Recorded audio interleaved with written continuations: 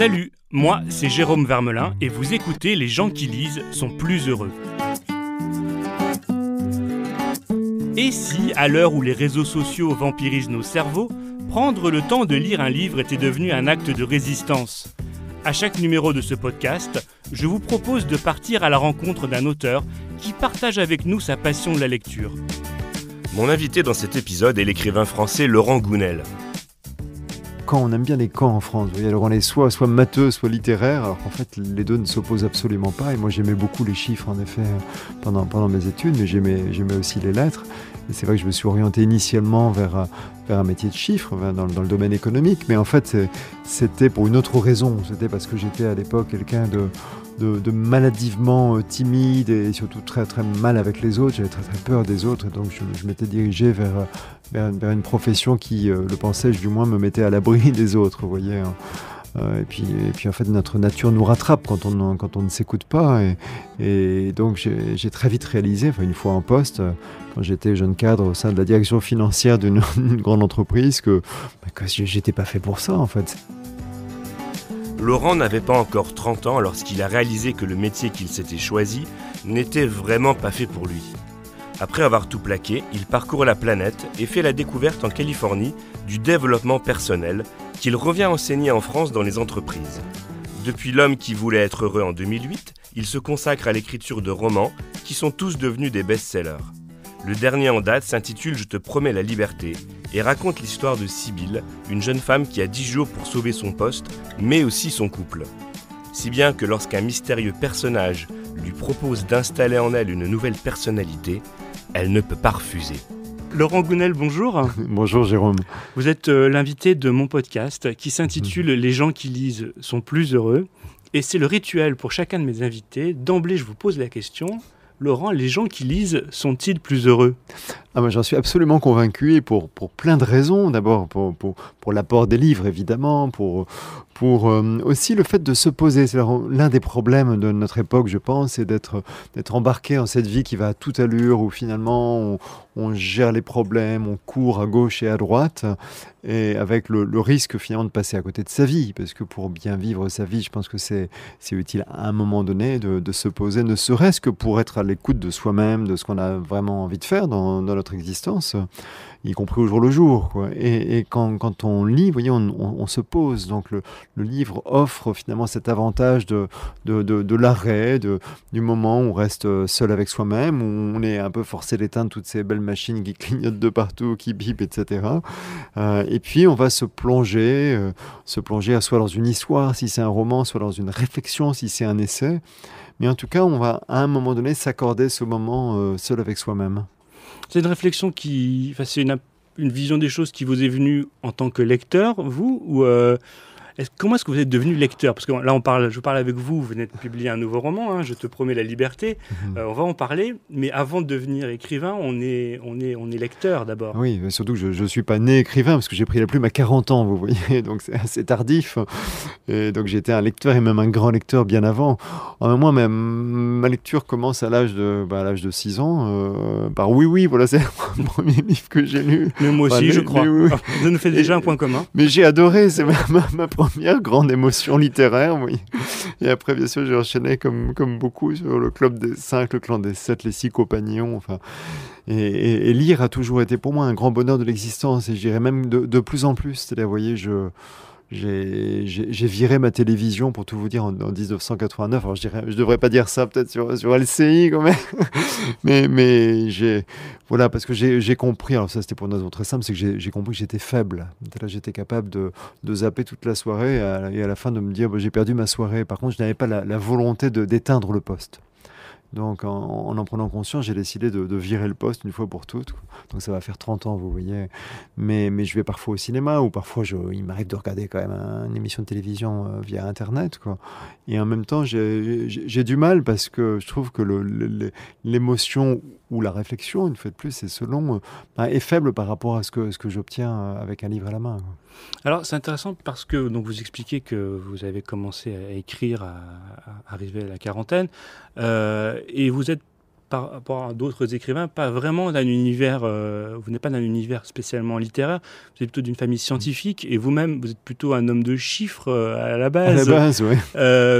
Est-ce que ça veut dire que... Alors expliquez-nous un petit peu ce parcours, et est-ce que les chiffres sont forcément l'ennemi des lettres?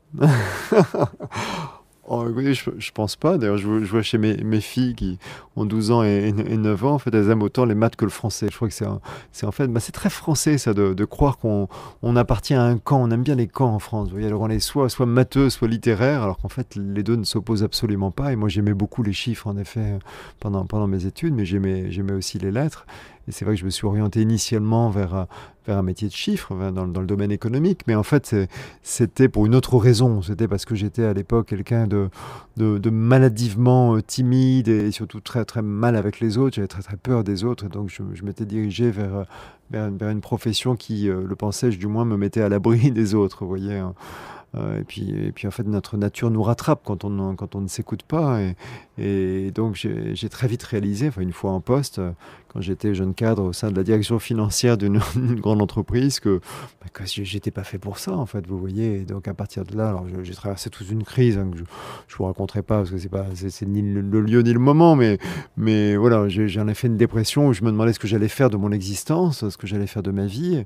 Et à partir de là, c'est vraiment quand j'ai touché le fond, que j'avais, je peux presque dire, tout perdu, que je me suis mis à écouter vraiment mon cœur. Je me suis accordé la liberté d'écouter ce qui venait du plus profond de moi et ce que j'avais vraiment envie de faire.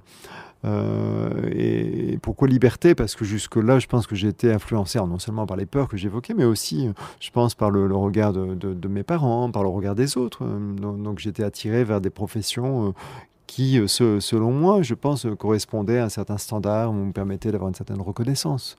Et c'est vraiment, une fois que j'ai eu tout perdu, que je me suis autorisé à écouter mon cœur et faire ce que j'aimais. Et c'est arrivé très vite, ça, cette prise de conscience, par rapport à d'autres salariés, d'autres personnes. Enfin, vous, très rapidement, vous avez compris que le métier que vous aviez choisi, c'était pas... Parce qu'il y a des gens qui le comprennent au bout de 10, 15, 20 ans, voire qui ne le comprennent jamais. Oui. Vous l'avez compris très vite. Oui, ça c'est vraiment la grande chance que j'ai eue dans l'existence. Je dis souvent que j'ai eu la crise de la cinquantaine à 23 ans. Et c'est une chance, en effet, parce que beaucoup de gens... Bon, déjà, il y a des gens qui s'épanouissent dans la voie qu'ils ont choisie initialement, et tant mieux pour eux. Mais pour beaucoup de gens, en fait, ils vont se retrouver sur des rails, soit choisis par les parents, soit tout simplement dictés par leur choix d'études. Mais vous savez, enfin, en France, en tout cas, on nous demande de choisir notre orientation à 17 ans. On ne se connaît pas à 17 ans, on est beaucoup trop jeune. Et puis après, ça va conditionner notre avenir professionnel. Et donc, les gens peuvent se retrouver comme ça, un peu sur des rails... qui correspondent pas forcément à leurs aspirations profondes. Et puis si par malchance, je vais vous choquer, mais si par malchance ils réussissent dans ce domaine, eh bien à ce moment-là, ils peuvent y rester toute leur vie et finalement passer à côté de leur destin ou en tout cas de leur mission et de ce qui pourrait véritablement les épanouir, quoi. Donc moi, la grande chance dans ma vie, c'est d'avoir connu un échec, mais un échec profond, vous voyez, grave, quoi, très jeune. Et alors, la question qu'on pose parfois avec certains écrivains dans ce podcast, c'est la définition du bonheur et d'être heureux. Donc vous n'étiez pas heureux, mais vous avez dû comprendre ce que ça représentait le bonheur pour vous. Concrètement, c'était pas la voie qu'on vous avait proposée, que vous aviez tracée, mais c'était autre chose. Mais ce qui vous rendait heureux, vous ne le saviez pas tout de suite. Non, je ne le savais pas tout de suite, et c'est pas évident parce que, bon, bien sûr, on peut avoir à l'esprit la phrase de Balzac qui disait le bonheur, c'est de faire de sa passion son métier. Et c'est vrai que la plupart du temps, et c'était mon cas aussi, les gens cherchent à s'épanouir professionnellement avant tout, parce que, ne serait-ce que parce qu'on passe au travail comme l'essentiel de son existence consciente, en tout cas jusqu'à 60 et quelques années, quoi, n'est-ce pas? Donc c'est vrai que c'est important, mais on peut aussi s'épanouir en dehors du travail. Mais au-delà de ça, non, je ne savais pas ce qui me rendrait heureux, je ne savais pas ce qu'était le bonheur. Mais c'est ayant vécu cette crise que ces questions existentielles se sont posées à moi, se sont presque imposées à moi, et notamment la question du sens, c'est-à-dire quel est le sens de tout ça, donc quel est le sens d'un travail, mais même quel est le sens d'un loisir. Je me souviens, je m'interrogeais à l'époque, je me disais, ok, bon, je fais de la photo ou autre, mais du yoga, et so what, quoi, comme disaient les Américains. Ok, ça mène tout ça. Ça m'apporte un peu de plaisir dans l'instant, mais et alors, quoi. Enfin, je suis sur Terre pour un certain nombre de décennies, voilà, peut-être 100 ans si j'ai de la chance, mais je n'acceptais pas ou je n'acceptais plus, en fait, d'être sur Terre uniquement pour avoir un métier, gagner ma vie, et puis avoir quelques loisirs qui m'occupaient. La notion de passe-temps m'était insupportable. Et là, je me disais, non, parce que notre temps nous est compté, en tout cas dans cette vie, si on a le plusieurs, parce que notre temps nous est compté, eh bien, je ne peux pas accepter juste de m'occuper, vous voyez, par ces passe-temps, par des loisirs ou par une activité professionnelle. Alors, pour trouver ces chemins, ce chemin vers le bonheur, vous avez dû faire des voyages, vous avez dû rencontrer des gens. Ça dure combien de temps, cette période d'apprentissage? Parce que ce qu'on va expliquer aux gens aussi qui nous écoutent, c'est qu'aujourd'hui, vous faites toujours des conférences, vous expliquez aux gens ce que vous avez appris, vous redonnez. Vous ne faites pas que les livres, vous faites aussi des conseils, des conférences, vous expliquez un peu aux autres. Mais comment est-ce que vous avez appris? Quel a été le chemin pour... Moi, je me suis cherché, à partir de cette crise existentielle, je me suis cherché, et notamment, je me suis cherché des mentors. C'est-à-dire, c'était un réflexe qui était de me tourner vers l'extérieur pour trouver des réponses qui, en fait, se trouvaient à l'intérieur, d'accord ? Et pour ça, j'ai en effet beaucoup voyagé, parce que, quand j'ai réorienté ma carrière, je suis devenu consultant dans un premier temps, et c'est un métier que j'exerçais pendant une quinzaine d'années, donc consultant en relations humaines, notamment beaucoup pour des entreprises. Et il se trouve que je gagnais bien ma vie en tant que consultant, alors que je travaillais très peu, parce que j'intervenais dans des entreprises ponctuellement quelques jours par semaine, maximum 2-3 jours par semaine. Vous ne le faites plus du tout, ça ? Non, plus du tout. Maintenant, je me consacre à l'écriture et je fais des conférences, mais c'est pas un métier. Mes conférences sont bénévoles. Mais quand j'étais consultant, je gagnais bien ma vie en tant que consultant et j'avais beaucoup de temps libre. Et donc, je redépensais ou je réinvestissais tout ce que j'avais gagné en voyage et en formation. Je me suis beaucoup formé, notamment aux États-Unis, sur la côte ouest, où tout se passait à l'époque sur le plan de la psychologie et du développement personnel. Et j'ai rencontré énormément de gens et j'ai beaucoup reçu de la part d'enseignants, de la part de sages, de philosophes, même de chamans par la suite quand je me suis éveillé à la spiritualité. Et c'est d'ailleurs ce qui m'a mené à l'écriture. C'est à un moment donné, vous voyez, j'ai tellement reçu pendant 15 ans qu'au bout d'un moment, j'avais presque une culpabilité. Vous êtes devenu un mentor. Je ne sais pas si je suis devenu un mentor, je n'avais pas cette prétention, mais en tout cas, j'ai souhaité à mon tour retransmettre des choses que j'avais pour l'essentiel reçues et qu'il aurait été égoïste de garder pour moi. Alors ces choses, il y en a beaucoup dans le nouveau roman, Je te promets la liberté.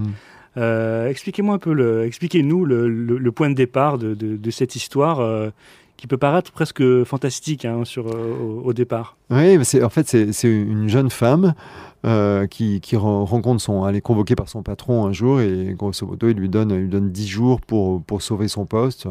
Il lui dit voilà, il va falloir que tu changes complètement ta manière de faire, ton comportement, ton attitude. Et dans 10 jours, pourquoi 10 jours ? Parce que c'est la date de fin de sa période d'essai. Donc en fait, il faut que lui choisisse de prendre sa décision avant la fin de sa période d'essai. Donc bref, elle a 10 jours pour faire ses preuves et tout changer. Et puis elle rentre chez elle quand même très déprimée parce qu'elle tient à ce poste et son compagnon à la maison lui tient presque le même discours, qu'on lui dit voilà, je sais pas où on allait de notre couple, et puis il lui fait comprendre que peut-être même pas 10 jours. Voilà, c'est ça. Et dans les deux cas, en fait, on lui reproche sa personnalité. C'est quand même profondément injuste parce qu'on ne choisit pas notre personnalité. Vous voyez, on vient au monde avec, on ne la choisit pas. Et donc quand on nous reproche notre personnalité, on nous reproche quelque chose qu'on ne peut pas changer. Et là-dessus, elle se rend à un vernissage et elle tombe sur un homme qu'elle ne reconnaît pas au début et qui s'avère pourtant être un ancien copain de fac. Elle ne le reconnaît pas parce qu'il a beaucoup changé, justement, de comportement, d'attitude, de caractère. C'est-à-dire c'était quelqu'un qui était maladivement timide, effacé, mal dans sa peau quand il était sur les bancs de la fac. Et puis là, elle voit un homme qui est plutôt assuré, affirmé, sûr de lui, qui prend la parole en public. Enfin, la différence est tellement flagrante qu'elle ne le reconnaît pas. Et puis elle parle avec lui après en aparté, et puis il lui dit, tu sais, je connais quelqu'un en fait qui est un homme un peu mystérieux, parce que c'est le grand maître d'une confrérie très secrète, et cet homme a le pouvoir de te faire changer de personnalité. évidemment, c'est quand même très, très étonnant, pour ne pas dire inquiétant, mais dans le contexte qui est le sien à ce moment-là, elle va se laisser tenter. Mais c'est quoi la personnalité au juste, Laurent Gounel? Parce que c'est ce que va découvrir cette jeune femme au fur et à mesure. On vous dit, on est avec. Oui. Oui et non, elle est aussi le fruit de nos expériences et de nos réussites et de nos échecs. Alors, il y a de l'inné, il y a de l'acquis, c'est l'éternel débat chez les psys. Bon, aujourd'hui, la plupart sont d'accord pour dire qu'il y a une sorte comme d'orientation de l'énergie à la naissance. C'est-à-dire on vient avec une structure de personnalité. Vous voyez, c'est quoi? C'est une façon de voir la vie, de voir les autres, de se voir soi-même, un peu de décoder le monde finalement. Et donc notre personnalité agit un peu comme, si je devais prendre une métaphore, ce serait une paire de lunettes avec des verres qui sont déformants en fait. Mais on ne sait pas qu'ils sont déformants parce que ce que l'on voit à travers nos lunettes, on est convaincu que c'est la réalité, c'est la vérité. D'accord? Sauf que les verres sont déformants et on n'a pas tous les mêmes lunettes. Donc il y a différentes façons de déformer la réalité et donc différentes façons de se comporter dans la vie. Parce que notre personnalité va induire quelque peu notre caractère, la façon dont on réagit aux événements, dont on se comporte vis-à-vis des autres. Ça va régir nos relations. Et avec toujours comme cette conviction intime que non, qu'on est dans la réalité et dans la vérité. Et finalement, un travail d'évolution, c'est de prendre conscience de notre paire de lunettes, donc un peu comme si on la retirait pour l'observer. Et puis ensuite, il y a tout un travail pour affiner les verres de manière à être le plus proche possible de la vérité et de la réalité. Ça veut dire qu'en fait, il y a quelque chose d'assez difficile à entendre pour la plupart des gens, qui est que pour évoluer dans la vie, dans l'existence, il faut se libérer de sa personnalité. Pourquoi c'est difficile à entendre? Parce qu'on a tendance à s'identifier à notre personnalité, à dire mais c'est moi quoi, ma personnalité. Eh bien non, en fait la personnalité c'est ce qui nous éloigne de nous-mêmes et c'est même ce qui nous empêche d'être nous-mêmes. Je peux vous donner un exemple concret si vous voulez. Moi, ma personnalité, à moi, Laurent Gounel, est structurée autour de la peur. Voilà, c'est pas glorieux, mais c'est comme ça, quoi. Au cœur de ma personnalité, il y a une problématique de peur. D'accord? Ça veut dire que moi, à la base, je suis quelqu'un de peureux et d'hésitant. Et néanmoins, si vous dites Laurent Gounel est quelqu'un de peureux et d'hésitant, mais en fait, vous dites rien sur moi. Pourquoi? Parce que mes peurs et mes doutes sont au contraire ce qui m'empêche d'être moi-même, ou en tout cas ce qui m'a longtemps empêché d'être moi-même jusqu'à ce que j'apprenne à m'en libérer. Alors pas totalement, hein. Je suis pas un sage abouti aujourd'hui, mais vous n'avez pas une longue barbe blanche. Non. Et puis j'ai encore des peurs, vous voyez, mais beaucoup moins qu'avant. Et les peurs, en fait, ont ce qui m'a longtemps empêché d'être moi-même, et empêché de réaliser ce qui me tenait à cœur, empêché de réaliser mes rêves. Donc on peut vraiment pas me définir par ça. Voyez, et ma personnalité, donc avec ce fardeau de peur et de doute, est quelque chose dont j'ai dû apprendre à me libérer progressivement. Voyez. Mais ces lunettes, on prend conscience qu'on les porte parce qu'on a un bon, pas forcément un bon chaman ou un bon mentor. On a besoin des autres pour ça. Oui, tout à fait. Et c'est pour ça que dans la vie, en fait, on évolue mieux si on est entouré de gens, que ce soit en couple ou avec des amis proches, parce qu'à un moment donné, l'autre n'a pas le même filtre que nous. Et donc, il nous confronte. Et puis, d'autant plus facilement d'ailleurs que c'est très facile de voir entre guillemets, les travers des autres, beaucoup plus facile que les siens. Et donc notre entourage est là pour nous détromper quelque part, pour nous remettre en question, pour nous challenger. Oui. Donc on évolue beaucoup plus quand on est entouré de gens, en couple, en amis ou même professionnellement, vous voyez. Et vous parlez de la peur qui structure la personnalité, mais enfin la mienne. Hein, pour d'autres, ce sera une problématique de colère, une problématique d'image. Enfin, mais changer, ça fait peur, non? L'être humain a une aversion à l'égard du changement, en effet.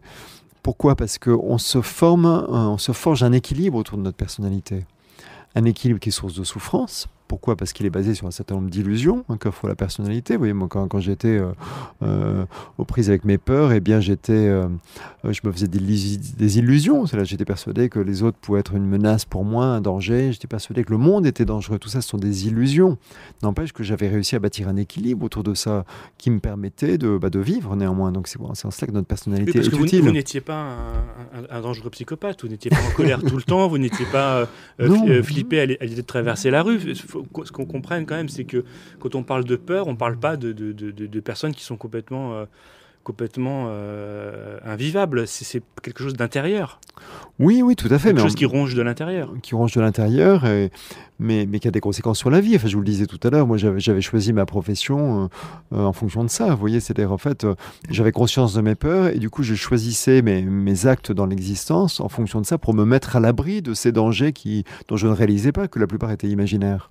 Donc vous voyez, je me suis orienté par exemple moi, vers l'expertise comptable parce que je me disais je vais être peinard dans un bureau et je verrai personne. Bon, ce qui était une erreur d'ailleurs, mais les gens me faisaient peur. Donc ça avait guidé mon choix. Sauf que si j'avais pris le temps à l'époque déjà de retirer ces fameuses lunettes, de réaliser que la plupart de mes peurs étaient une création de mon esprit, et si j'avais pris le temps d'écouter mon cœur, j'aurais réalisé qu'au contraire, j'aimais les gens même s'ils me faisaient peur. Vous voyez ? Rassurez-moi, il y a des experts comptables épanouis. Mais bien sûr, bien sûr, et j'en connais d'ailleurs, j'ai même des amis experts comptables qui sont tout à fait heureux, mais je pense que voilà, chacun de nous a une mission, on est plus fait, on est plus porté sur certaines choses que sur d'autres, et c'est important de pouvoir écouter justement nos aspirations profondes et pas faire des choix dictés par des illusions portées par notre personnalité. Alors, est-ce qu'il y a une première lecture qui vous amène sur le chemin de ce changement ? Est-ce qu'il y a un roman ou un livre de sciences humaines qui change beaucoup de choses pour vous ? Écoutez, j'ai lu Modiano, Patrick Modiano assez jeune, et c'était pour moi un choc. Pourquoi ? Parce que j'étais à l'époque, j'étais dans les chiffres, vous l'avez dit, donc j'étais quelqu'un, fils de scientifique, et je me croyais cerveau gauche, vous voyez, c'est-à-dire en fait structuré, rationnel. Et donc pour moi, quand je lisais un roman, il m'était naturel que l'histoire m'emmène d'un point A à un point B, que les personnages aient quelque chose en tête et que l'histoire avance. Il se passe des choses avec un début et une fin. Et quand j'ai lu le premier Modiano qui est tombé entre mes mains, moi je suis tombé de ma chaise parce qu'il se passe, je dirais pas qu'il se passe rien, il se passe plein de choses, mais j'étais incapable à la fin du livre de raconter l'histoire. C'était lequel ? Je crois que c'était Rue des Boutiques Obscures, mais je ne suis pas sûr, parce que dans la foulée, j'en ai lu un certain nombre, je les ai dévorés. Donc, j'aurais été incapable à la fin d'un Modiano de raconter l'histoire, et pourtant, j'adorais. Et donc là, pour moi, ça dépassait l'entendement. Vous voyez, c'était une non-histoire qui me captivait. Et c'était pas logique, c'était pas rationnel, c'était pas cartésien. Donc ça a été une première bascule dans mon esprit. Alors après, mais là c'est dans un autre domaine, quand j'ai voulu travailler sur moi pour me libérer de mes peurs et tous les problèmes que je pouvais avoir sur le plan plus psychologique, et bien là c'est sûr que j'ai été fasciné par des auteurs, mais là vraiment dans le domaine de la psychologie, et notamment par Milton Erickson, qui est le père de l'hypnose éponyme, l'hypnose ericksonienne, l'hypnose médicale, où là j'étais fasciné par tout ce que j'ai lu, enfin plutôt sur lui, parce que lui n'a pas écrit grand-chose, à part des articles qui ont été collectés, c'est les fameux Collected Papers, mais qui sont eux aussi fascinants. Bon, puis après j'ai eu plein de lectures dans le domaine des sciences humaines, puis après de la psychologie, de la philosophie, qui m'ont vraiment nourri et beaucoup apporté. Ouais. Et vous diriez que les sciences humaines et le roman, ça a une place égale dans votre parcours de lecteur ? Oui, parce que j'ai autant appris sur la psyché humaine en lisant Dostoïevski qu'en lisant Freud, voire plus. C'est-à-dire que finalement, même souvent, les romanciers sont ceux qui comprennent le mieux, ceux qui explorent le mieux la psyché humaine, non ? Oui, je pense. Et puis quand on lit un roman, et c'est pour ça que j'ai choisi d'écrire sous forme de roman, d'ailleurs, parce que j'aurais pu écrire des essais, des guides. Et quand on lit un roman, on se projette dans les personnages. Sauf que les personnages ne fonctionnent pas comme nous, parce qu'ils ont leur personnalité. Et donc on découvre des choses, on est confronté à des situations auxquelles on pourrait être confronté dans la vie réelle, sauf qu'on les vit en revêtant le corps et la personnalité d'un autre, vous voyez. Et donc c'est fabuleux ce que ça nous apporte et à quel point ça nous nourrit finalement. Alors cette pratique de la lecture, elle est un peu à la base de mon podcast. Les gens qui lisent sont plus heureux. C'est d'encourager les gens à lire ou à se remettre à lire dans une société qui nous pousse finalement à faire plein de petites tâches chronophages et qui nous écartent de ce temps nécessaire à la lecture, parce qu'on ne peut pas juste lire 5 minutes. Est-ce que ça, vous le sentez très fort, cette pression sociale des milieux professionnels ou des médias à écarter les gens de la lecture et de ce moment un peu pas de repli sur soi, non, plutôt de ce petit moment à soi.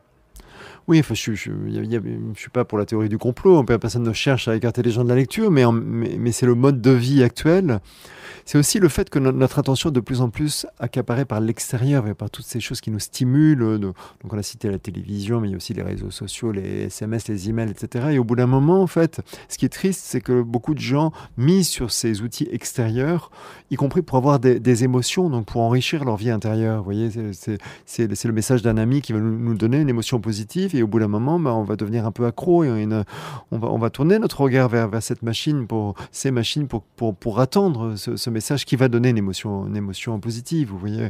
Et ça, là, c'est vraiment dommage parce qu'on se coupe de l'intériorité. Et ce qui fait l'équilibre d'un être humain, c'est aussi toute cette intériorité. Il y a une vraie dimension de l'être humain dans l'intériorité. Et le roman permet cette intériorité, vous voyez. Donc je pense que c'est assez essentiel. Mais j'en ai oublié votre question, du coup.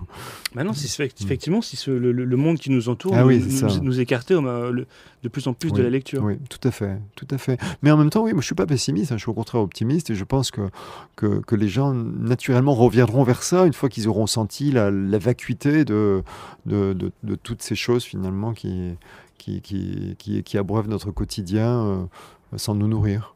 Les gens qui vous lisent, qui viennent vous voir en dédicace, qui vous écrivent, ils vous disent quoi? Ils vous disent que vos romans leur font du bien?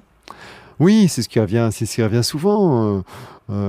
Souvent, ils me disent même que un ou plusieurs de mes romans ont changé leur vie. Alors moi, je suis très lucide par rapport à ça. Je ne pense pas qu'un livre ait le pouvoir de changer la vie de qui que ce soit, quoi. Oui, moi, je me vois de manière plus modeste comme quelqu'un qui je sais pas, qui lance des petites boules de neige, vous voyez, de la montagne. Et puis voilà, elles vont vivre leur chemin, ou qui sèment des graines. Et puis voilà, je sais que certaines prendront, d'autres pas.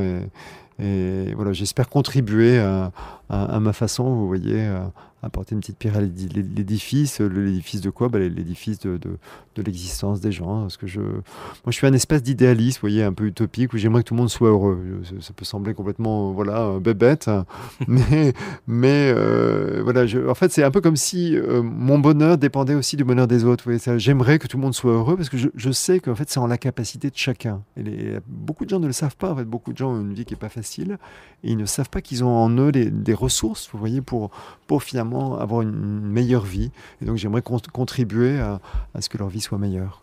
Et vous disent ça, les gens? Ils vous disent que vous les avez changés? Que j'ai changé beaucoup de choses dans leur vie. Oui, ils me le disent souvent. Oui. Donc c'est le prolongement de votre parcours personnel. Enfin, on en a parlé tout à l'heure, mais le roman permet de passer ces messages, d'enseigner ce chemin vers le bonheur. Je pense, oui, en tout cas contribuer. Une fois de plus, c'est vraiment une question de... Voilà, c'est apporter une pierre à l'édifice, c'est à travers une histoire amener quelqu'un à prendre conscience de choses sur soi, sur lui, sur son fonctionnement, sur ses choix dans la vie, sur quel est le sens de son existence. Quelqu'un qui ne lit pas, c'est triste? Bon, d'abord, je suis respectueux des choix de chacun. Donc, vous voyez, je ne veux pas faire comme mon père qui, lorsque j'avais une dizaine d'années, me reprochait de lire des choses pas intéressantes selon lui. Ce que je disais, le clan des 7, les 6 compagnons, et oui, tous ces romans pour jeunes. Et lui disait non, il faut lire des classiques, quoi. Il y avait une telle injonction parentale que j'ai fini par céder. Et puis, mauvaise pioche, j'ai ouvert les Chouans de Balzac. Et j'ai cessé totalement de le lire pendant plusieurs années, quoi, ce qui est quand même vraiment dommage, alors que c'était ma passion. Donc non, je pense que la liberté, elle est essentielle. C'est à chacun de lire s'il a envie de lire. Et je pense que c'est aussi une question de trouver le bon livre au bon moment. Je pense que chacun, à un moment donné, même des gens qui lisent jamais, peuvent être tentés un jour de prendre un livre. Et puis s'ils tombent sur le livre qui va toucher quelque chose en eux, vous voyez, rallumer une petite flamme, après, voilà, ça va partir, ça va être le début d'une longue aventure. Est-ce que vous avez... je posais la question à tous les écrivains, tous me disent qu'ils continuent à lire beaucoup. Ah oui. Vous, c'est quoi votre routine de lecteur? Moi, d'abord, j'avais une grande peur en commençant à écrire, quand j'avais 40 ans, c'était de moins aimer lire après. J'avais peur finalement de trop être en métaposition, vous voyez, par rapport à la lecture, en repérant les ficelles, etc. Donc j'avais très très peur de ça, parce que le bonheur, la lecture est un grand bonheur pour moi dans ma vie, quoi. Et heureusement, ça n'a pas été le cas. Je lis toujours autant. Alors, j'ai pas de rituel par rapport à la lecture, si c'était que je lis le soir, en fait, parce que j'ai besoin de calme pour lire. Donc, c'est vraiment voilà, quand les enfants sont couchés à 21h, que voilà, il y a un bon moment qui arrive pour moi, parce que je m'installe confortablement dans mon fauteuil et je sors mon livre, voilà, et je bouquine. Et donc vous diriez que vous avez toujours au moins un livre ouvert, plusieurs. Certains me disent que moi personnellement j'en ai plusieurs. J'en ai plusieurs en cours de route. Des fois, je m'arrête au milieu pour en commencer un autre et puis je me laisse. Ça se passe comment, vous? Alors, ça dépend, il n'y a pas de règle par rapport à ça. Là, en ce moment, j'en lis un, mais il m'arrive en effet d'en lire deux, rarement, enfin, même jamais plus de deux à la fois, quoi. Il m'arrive d'en lire deux. Souvent, c'est un essai, un roman. Vous lisez quoi en ce moment? Écoutez, je lis un livre qui est paru en 1986, je crois, donc qui a plus de 30 ans. C'est La Source Noire de Patrice Van Hersel. Patrice, c'est quelqu'un que je connais bien d'ailleurs, que j'aime beaucoup. Et j'avais jamais lu La Source Noire, qui est un livre qui est une enquête en fait sur la mort, et notamment sur les NDE, les Near Death Experience, mais une enquête très fouillée, hyper sérieuse, et puis surtout remarquablement écrite. Mais ça, c'est tout le talent de Patrice Van Hersel. C'est un livre que vous connaissiez avant, que vous n'avez pas eu le temps de lire? Comment ça... En fait, vous savez, moi, j'adore fréquenter les librairies. Et quand j'entre dans une librairie, je repars assez souvent avec 1, 2 ou 3 livres, qui sont des livres qui m'attirent, mais que je n'ai pas forcément envie de lire tout de suite. Donc, je range les livres dans l'une de mes nombreuses bibliothèques. Et puis, quand le moment vient, le livre vient à moi. Donc, c'est très souvent des années après. Peut-être qu'en moyenne, je vais lire un livre 8 ou 10 ans après l'avoir acheté. Ah oui, carrément. Et en l'occurrence, La Source Noire doit être dans ma bibliothèque depuis une bonne dizaine d'années, en fait. Et vous attendez patiemment? Oui, en fait, j'attends même pas. C'est à un moment donné, voilà, le livre, vous attendez. Le livre m'attend, voilà. Vous passiez devant lui, vous l'ignoriez depuis 10 ans. Oui, voilà. Et puis à un moment donné, c'est celui-là. Je sens que voilà, c'est le moment de le lire. Et ça, d'ailleurs, ce qui est intéressant, c'est que c'est pas très rationnel ce qui nous pousse à choisir un livre par rapport à un autre. Hein. Et il y a effectivement le titre, la couverture, le moment, l'endroit où il est placé dans la bibliothèque ou dans la librairie. C'est tout sauf rationnel. C'est vrai, c'est ça qui est génial d'ailleurs. C'est qu'il n'y a pas de contrôle par rapport à ça. Oui. Il y a quand même pas mal de domaines dans notre existence où on essaie de contrôler les choses. Et là, il n'y a pas de contrôle, quoi. Il y a un lâcher-prise total. C'est l'envie du moment. Et là, vraiment, pour le coup, on écoute son cœur, quoi. Vos enfants, ils lisent? Énormément. Quel âge ils ont, vos enfants? J'ai 2 filles de 12 ans et 9 ans. Et elles lisent, mais vraiment beaucoup, beaucoup. Il y a plusieurs livres par semaine. Ça, c'est leur papa qui les a influencés? Non, parce que j'ai pas voulu faire comme mon père, quoi. Donc disons que je me suis arrangé pour leur donner le goût des histoires, d'abord. Ça veut dire qu'avec mon épouse, on a commencé par leur lire des histoires tous les soirs quand elles étaient petites, donc avant qu'elles sachent lire elles-mêmes. Et donc, elles ont vraiment pris goût pris goût aux histoires, d'abord. Et puis, naturellement, je pense que c'est vraiment un phénomène naturel qu'au bout d'un moment, quand elles ont su lire, elles ont été curieuses et elles ont eu envie de lire par elles-mêmes. Alors, c'est vrai qu'on a facilité les choses. On s'est arrangé pour qu'il y ait des livres qui traînent autour d'elles à la maison. Elles ne vous réclament pas une tablette, une télévision? Elles veulent pas Netflix comme tout le monde? Moi, elles ne savent même pas ce que c'est, en fait. C'est vrai? Oui. Bon, moi-même, je sais à peine ce que c'est. Hein. Ça sera un autre podcast, je vous expliquerai. Mais non, maintenant, on a des ordinateurs à la maison. Oui. Et donc, voilà, elles regardent parfois des dessins animés, plus rarement des films. Donc, elles ne sont pas complètement coupées de tout ça, parce que c'est bien aussi. Mais c'est vrai qu'elles mettent très peu leur attention dessus, quoi. Les réseaux sociaux, vous me disiez que vous aviez une page Facebook, mais que c'était pas trop votre truc. Vous n'y passiez pas trop de temps. Vous n'en voyez pas l'utilité? C'est un truc. Ah non, j'en vois l'utilité. Même mon éditeur m'a convaincu de l'utilité. Puis c'est vrai que quelque part, ce que j'aime par rapport à ça, c'est l'idée d'être connecté avec une sorte de communauté. Donc c'est vrai que ça c'est sympa et utile, en effet. C'est juste que c'est peut-être une question de génération. Je sais pas, j'ai 52 ans. Et puis il y a plusieurs choses, en fait. D'abord, il y a un aspect un peu égotique qui me gêne. C'est là, moi, j'ai pas la prétention d'avoir des choses intéressantes à dire tous les jours, et j'ai pas du tout envie de partager des photos de moi à gauche ou à droite en disant moi ceci, moi en vacances, moi machin. Mais alors, vraiment, je suis pas câblé comme ça, si vous voulez. Donc vous pensez que les gens trouvent une forme de bonheur en ce moment dans cette exposition, cette confession permanente sur les réseaux sociaux? Je pense surtout que ça induit une forme de malheur, parce que ce que je constate, hein, mais je ne suis vraiment pas un pro dans ce domaine, mais ce que je crois constater, on va dire, c'est que les gens communiquent beaucoup sur des bons moments qu'ils vivent, d'accord? Donc ça, c'est positif? Alors, ça pourrait être positif, sauf que du coup, ils se prennent en photo, peut-être sur un lieu de vacances qui a l'air paradisiaque. Il y a une forme de sublimation de la réalité, ce qui rend beaucoup de gens malheureux, parce qu'ils se disent « Ah, mais moi, mes vacances ont l'air moins sympas que celles de ma copine ou de ma collègue.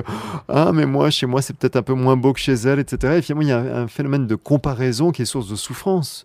Parce que dans la vie, ce qui compte, c'est pas de se comparer aux autres. Ça rend forcément malheureux de se comparer aux autres, parce qu'il y a forcément dans notre entourage quelqu'un de plus beau, plus intelligent, plus cultivé, plus ceci, plus cela, ou mieux placé, etc. Oui, c'est source de souffrance.